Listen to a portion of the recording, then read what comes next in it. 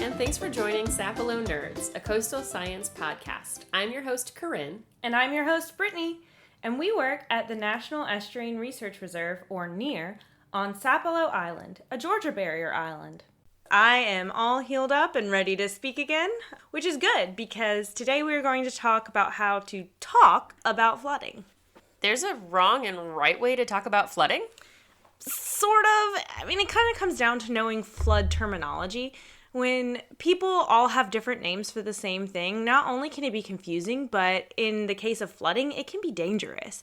There may be some confusion about how communities should respond if inconsistent terminology is used, which has a huge impact on a community's ability to adapt, prepare, and recover from flood hazards. Okay, that makes sense, but who regularly talks about discussing flood terms? Probably just like weathermen and women, right?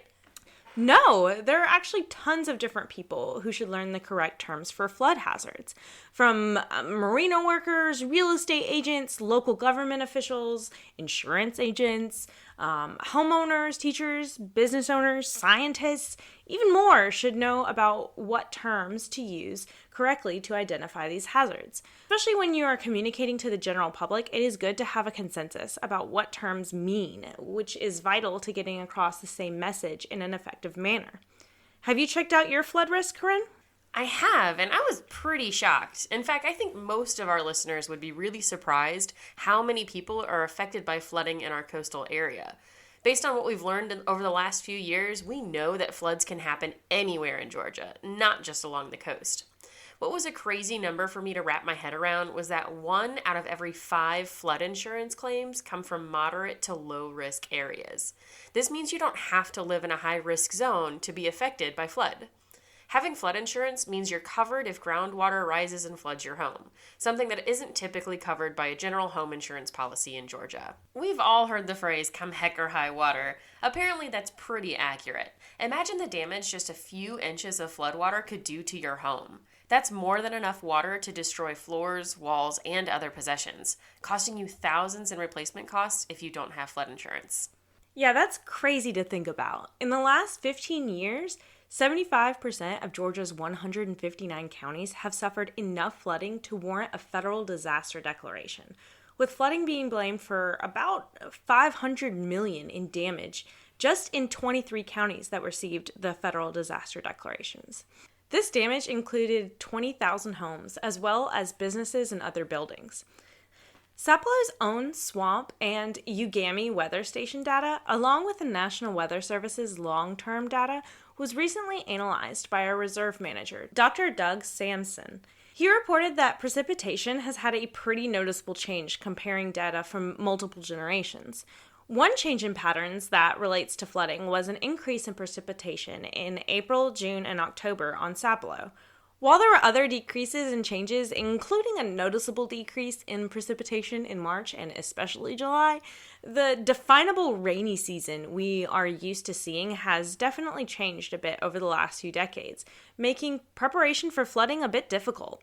What I'm really worried about is that in the coming decades, NOAA projections show that Georgia will become warmer, and the coast in particular will most likely experience more severe floods. And that is why the Flood Literacy Project through the Georgia Department of Natural Resources Coastal Resources Division is so important. Many people in our area don't understand the words being used in their insurance policies, or what the weather forecast is actually predicting. They hear terms thrown around that sound like no big deal or have been used incorrectly so often that they have no real meaning anymore. People don't take the necessary precautions to save not only their property, but also their lives. Brittany, since you use flood literacy a little more in your work, could you go over some of the terms that are being used incorrectly? Oh, there's a bunch. The full glossary is linked in our description, but in today's episode, we'll go over several key terms that are commonly misused or have kind of a poor context. For example, a 500-year-old flood is an old term for a flood that has a 1 in 500 chance of occurring in any given year. That doesn't make a whole lot of sense to people. People hear that and they think that this is a type of flood that only occurs every 500 years. So why bother worrying about it? Calling it a 0.2% annual chance flood highlights that it can happen annually. The chances of it happening are just low. The same goes for a 1% annual chance flood, formerly known as a 100-year flood.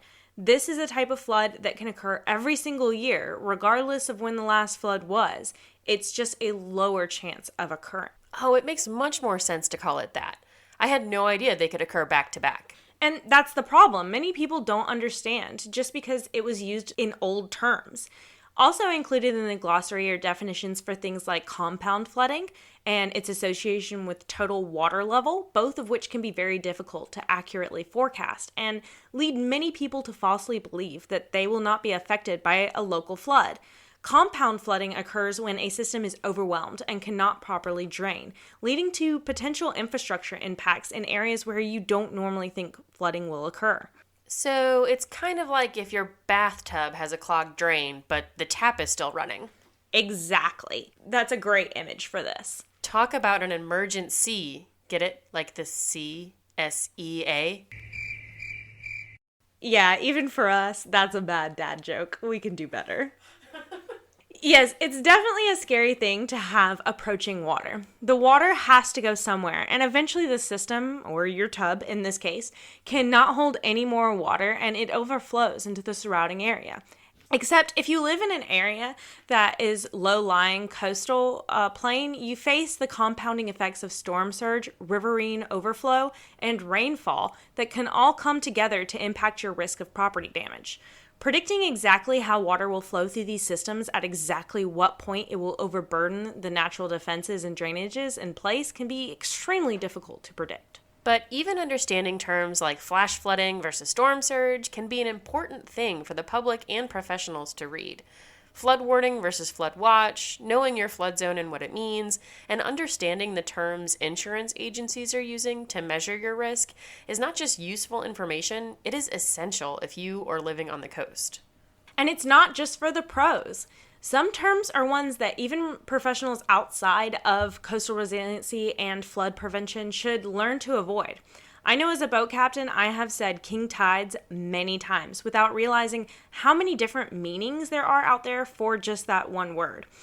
It also has no real scientific definition for what constitutes a king tide. The term is a bit of a definition conundrum. Is a king tide defined by its cause, which is lunar and solar constituents, or by its effects, the observed water levels? Often that's not very clear. A king tide can just be what someone calls an especially high tide in October or April. Perigene spring tides, however, occur 3 to 4 times a year and can be consistently and scientifically measured and therefore accurately defined.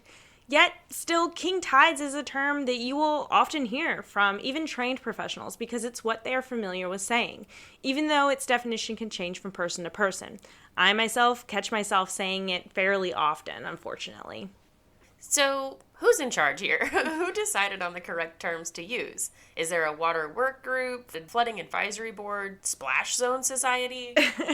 Yeah, the Georgia Flood Literacy Task Force is actually who's in charge. And it was a huge collaborative effort made up of many members of our community, from local academic institutions like University of Georgia, the University of Georgia Marine Extension, the Skidaway Institute of Oceanography, Georgia Sea Grant, and Georgia Tech, and emergency management groups like FEMA, Chatham County Emergency Management, even federal agencies like NOAA and the National Weather Service, all partnered with local government managers and municipalities like Savannah Metro Planning Commission and the Camden County Public Works Department, even some nonprofits like the Nature Conservancy and the Georgia Conservancy. Through the leadership of the Coastal Resources Division of the Georgia DNR, the Georgia Environmental Protection Division, and the Georgia Department of Transportation, along with the Coastal Regional Commission of Georgia. That's quite a lot of people in one collaboration. And apparently even the media had input on the task force, like the Brunswick News. Wow, you're right. That's a ton of groups coming together to produce this information. Meghan Angelina, a Coastal Resource Division's Wetlands Biologist, spearheaded this project as a Sea Grant Fellow. We have her on our show today. Welcome, Meghan. Can you tell us a little bit about why we needed a task force to begin with? We were interested in knowing what flood terms are being used and how they're being used among professionals in the field. So when forming this group, it was important to target many people from different organizations and affiliations. Although their work had parallel focuses, many of these task force members did not interact frequently, so the various perspectives have been significant to the project. The task force came to a consensus on what was important to include for various flood term definitions based on their experiences, survey results, and other resources. The flood term definitions were then used to make two versions of a glossary of flood terms, one for professionals and one for the public. The two documents are nearly identical, but the public's breaks down any technical language.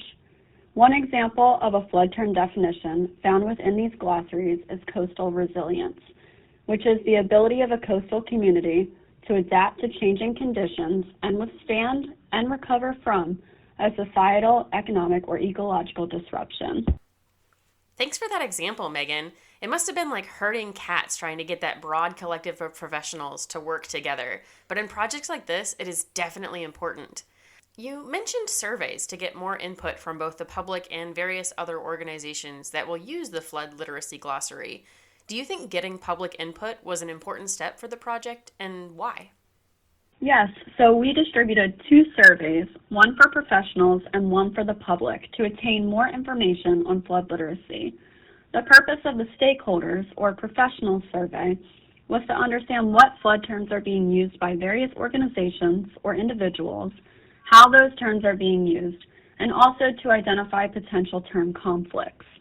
The purpose of the public engagement survey was to understand public perspective of flooding, hazard communication and flood terminology, and how they best receive information.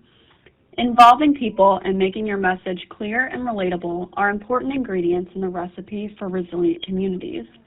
This was an important step to make sure we were expanding the number of professionals to learn more about how these terms are being used outside of the task force, and also to hear from people that are hearing and interpreting the terms, which make up the message that they use to make decisions about flooding in their communities. The meanings of terms may need to be broken down to be easily understood by people of various backgrounds, professions, and perspectives. If people do not understand or care about the message, it could be hard to encourage them to react in ways we suggest. If a community is engaged, they will learn how they can recover from disasters and how to prepare for the next one, and ultimately, they can work toward becoming resilient. Yeah, these projects definitely seem to have better reception from end users of different backgrounds when they can recognize their concerns are being listened to and incorporated into the final product. Was there anything that you learned from being a part of this project that maybe you were not expecting? I learned just how many ways these terms are being used. I came into that position with the knowledge of how I always defined and used them, but getting these multiple perspectives was very valuable. Terms that I or the other co-lead of the project never expected to have multiple meanings or uses did, and we learned this based on the perspectives and understanding of the other task force members. The surveys and input from all the task force members helped us to determine what to recommend. I learned just how much of a problem flood term conflicts can be, and how we as professionals decide to use these terms can really have an impact on how people of our community are making decisions. In any conversation, it's really important to make sure everyone is on the same page, especially when it comes to topics like flooding and disaster preparedness. This flood literacy glossary is a great tool to assist with that. Thanks, Megan. For more information on Megan and the task force's great work, check out the link in our description to the flood literacy story map. There is great information not only on flood terms, but also about resiliency, green infrastructure, and more. Which reminds me. So, Corinne, my husband and I had a huge argument because he accidentally flooded the kitchen. I was sure there was water under our freezer. Oh no, is everything okay now? Oh yeah, we've sorted it out now. It's all water under the fridge. Told